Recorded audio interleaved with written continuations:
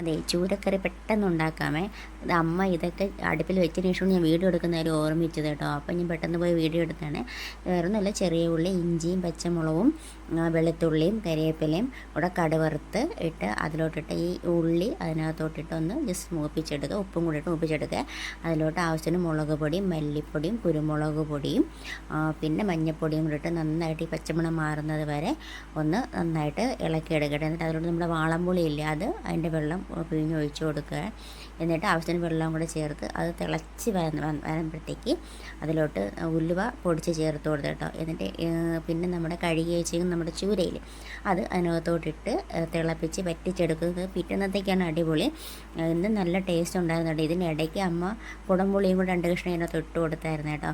ഞാനിത് തിളച്ച് വെന്ത് വന്നപ്പോൾ തന്നെ ഞാൻ ദോശയുടെ കൂടെ കഴിച്ചായിരുന്നു. പക്ഷേ അത് വറ്റിച്ചെടുക്കുമ്പോൾ അടിപൊളി ടേസ്റ്റാണ് കേട്ടോ. ഇതിന് നല്ല ടേസ്റ്റ് ഉണ്ടായിരുന്നു. അപ്പോൾ വീഡിയോ ഇത്രയേ ഉള്ളൂ. പിന്നെ എൻ്റെ ചാനലൊന്ന് സബ്സ്ക്രൈബ് ചെയ്ത് സപ്പോർട്ട് ചെയ്യാൻ മറക്കല്ലേ.